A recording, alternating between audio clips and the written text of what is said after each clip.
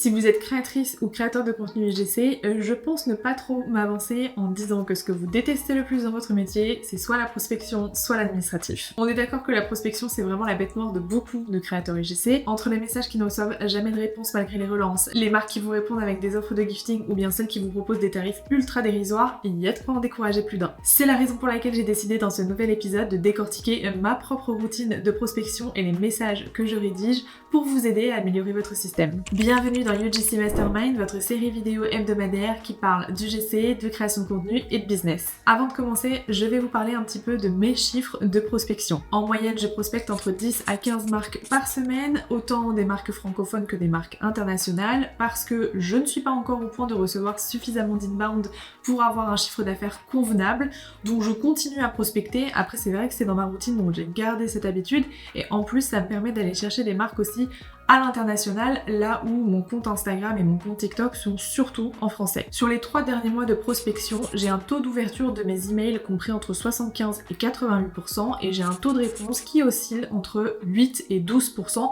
ce que je considère comme étant pas trop dégueulasse. Dans la sphère UGC, on voit souvent être mis en opposition la partie prospection et la partie création de contenu sur les réseaux sociaux. Beaucoup disent qu'il vaut mieux mettre ses efforts sur la création de contenu sur les réseaux sociaux pour attirer à soi des marques. Si votre objectif c'est de vous dégager un revenu rapidement, et d'ailleurs être créateur UGC c'est quand même l'une des rares professions qui le permet, faut quand même être réaliste, alors je suis désolée mais vous allez devoir passer par la case de prospection. Si à l'inverse votre objectif c'est de construire votre notoriété au fur et à mesure, alors dans ce cas, se concentrer sur la création de contenu sur les réseaux sociaux c'est une bonne chose, mais ça va prendre plus de temps. La formule magique n'existe pas, mais l'idéal quand vous démarrez en création de contenu UGC, c'est quand même de faire un mix des deux, créer du contenu régulièrement sur les réseaux sociaux, mais également vous créer une routine de prospection.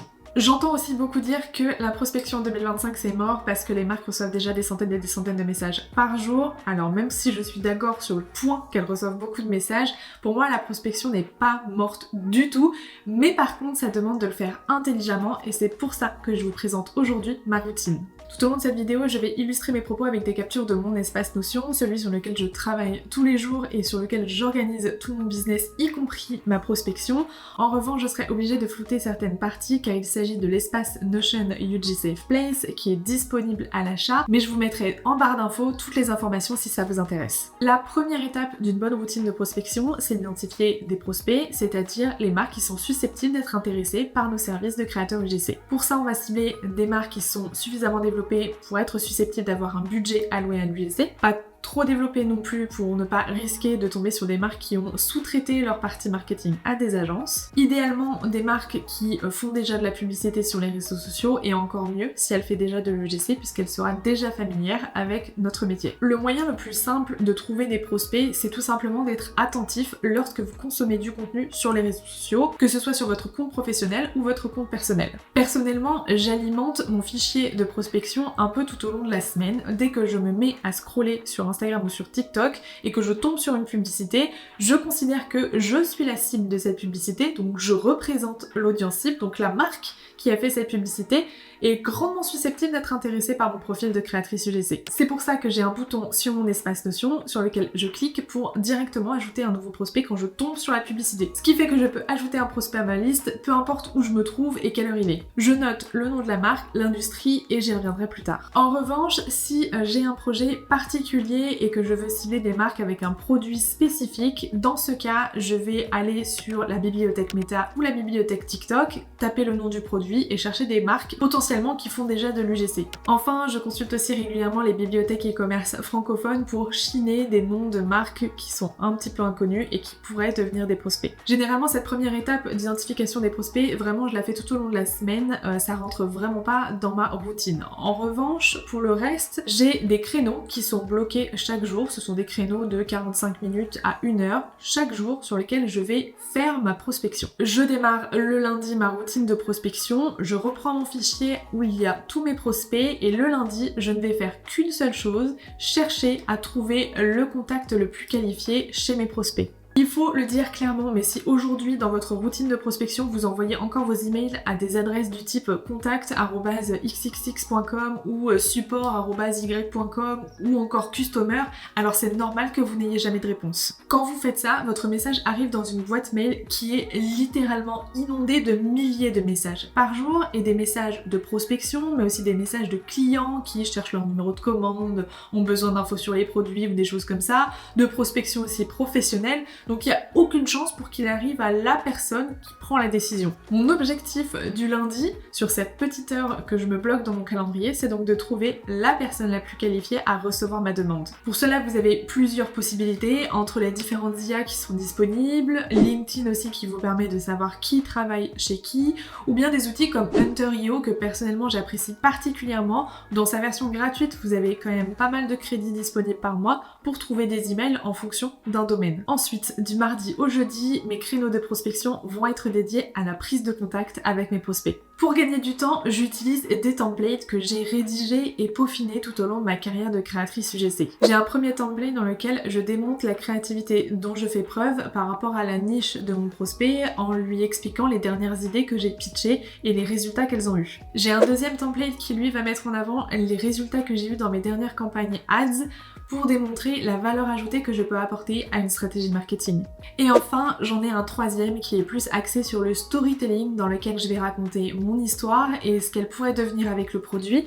Et souvent à ce moment-là, je propose une ou deux idées de contenu. Ce sont des templates sur lesquels il y a quand même des espaces de personnalisation. C'est pour ça que je me bloque à chaque fois 1 heure par jour pour rédiger des messages parce que comme ça, je prends le temps de rédiger mes messages. Si aujourd'hui, vous faites encore du vieux copier-coller dans votre prospection, ne vous étonnez pas encore une fois de ne pas avoir de réponse. Là, je vais vous parler en tant que créative stratégiste, mais pour certains de mes clients, c'est moi qui traite toutes les demandes qu'ils reçoivent de la part des créateurs et des créatrices UGC. Et clairement, il y a des choses qui ne vont pas. D'ailleurs, à ce sujet, j'ai quelque chose à vous dire. Asseyez-vous parce que je pense que vous avez besoin de l'entendre, mais arrêtez de nous dire que vous êtes passionné de création de contenu. Déjà, encore heureuse parce que si vous n'étiez pas passionné de création de contenu, alors pourquoi vous feriez ce métier? Ensuite, c'est tellement bateau. Je veux dire, tout le monde est passionné de création de contenu, ça n'apporte absolument aucune valeur. Qu'est-ce que ça m'apporte de savoir que vous êtes passionné de création de contenu? Absolument rien. Est-ce que ça me donne envie que vous soyez passionné? Non, parce qu'absolument tout le monde est passionné visiblement. Ça prend de la place dans votre mail pour rien du tout. Il faut quand même comprendre que dans un message de prospection,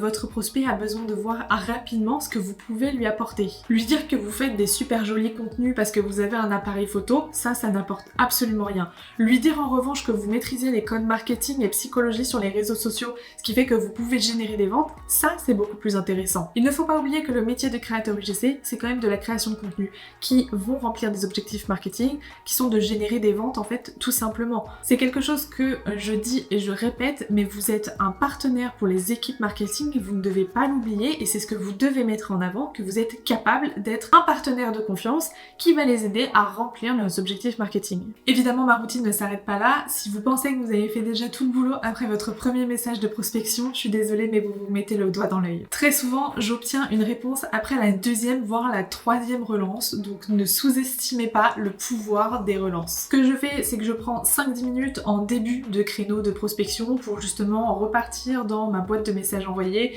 et envoyer mes relances. J'utilise des templates tout simples, des messages vraiment classiques pour faire mes relances. Vraiment, je ne m'embête pas plus que ça. J'attends en général 6 à 8 jours avant de relancer une marque après mon premier message. Et si après tout ça, je n'ai toujours pas de réponse, je ne m'avoue pas vaincue pour autant. La marque prospect va automatiquement entrer dans la catégorie des marques à recontacter ultérieurement parce que je considère que si je n'ai pas une réponse, c'est peut-être que je ne suis pas tombée au bon moment, les budgets UGC étaient déjà votés, ou bien ils n'avaient pas de besoin particulier, ou bien je n'ai pas su répondre à une problématique à ce moment-là. Donc c'est pas grave, je retenterai ma chance plus tard. Par exemple, au mois de janvier de cette année, j'ai recontacté des marques que j'avais cherché à prospecter entre mai et juin de l'année précédente. Quand je m'apprête à relancer de nouveau une marque, j'essaye de regarder, par exemple, si je vois que la personne que je cherchais à contacter n'a pas lu mes emails, c'est que soit mon mail est arrivé dans les spams, mais je ne sais pas trop pourquoi, soit qu'elle n'est plus en poste, donc je vais chercher à changer de contact, ou alors je vais essayer de changer un petit peu mon approche parce que visiblement celle que j'avais utilisée n'avait pas marché. Vraiment, faut entrer dans une logique d'autocritique de pourquoi ça n'a pas marché, pourquoi je n'ai pas eu de réponse, ok, je tente d'autres choses. Pour conclure, je dirais quand même que la prospection c'est essentiel pour tous les prestataires de service et les créateurs de contenu UGC n'y font pas exception. Certes, les réseaux sociaux peuvent vous apporter des clients,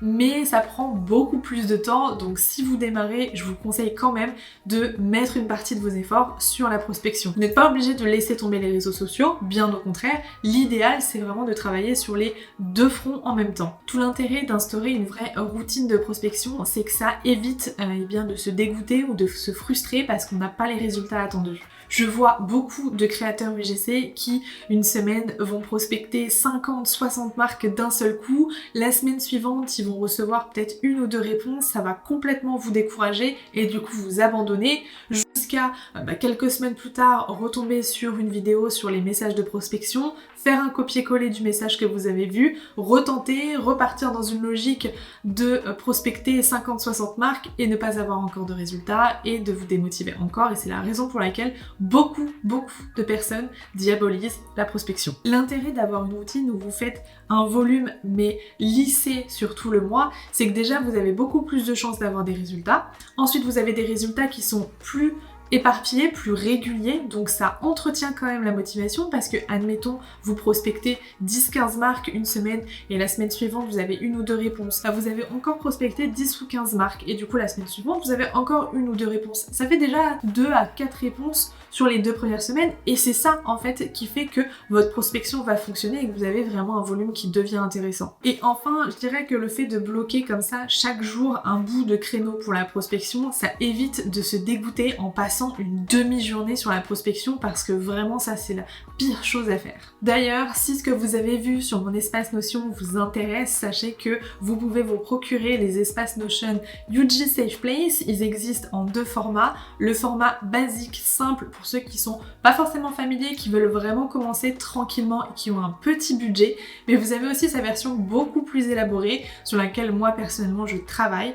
Il y a des tableaux de bord pour tout, la prospection, mais aussi la comptabilité, la gestion de projet, la gestion de relations clients et surtout vous avez une base de données de ressources qui ont été rédigées par Julie de How to UGC et moi justement pour vous challenger un petit peu sur votre vision business et sur ce que vous mettez en place pour faire grandir votre activité de créateur UGC. En attendant, j'espère que ce nouvel épisode de UGC Mastermind vous a plu. J'aimerais d'ailleurs vous proposer quelque chose d'un peu inédit. Je vous mets dans la barre d'infos le lien d'un questionnaire dans lequel je vous invite à me partager votre message de prospection, celui que vous utilisez en ce moment. La semaine prochaine, je sélectionnerai 5 de ces messages et je ferai une réécriture de ces messages que je vous enverrai. Probablement que je filmerai le processus pour vous le partager ici lors d'un épisode sur comment justement rédiger un message vraiment de manière beaucoup plus approfondie. Et en attendant, n'oubliez pas de vous abonner et d'activer la petite cloche pour ne pas manquer les prochains épisodes de UGC Mastermind. Ciao!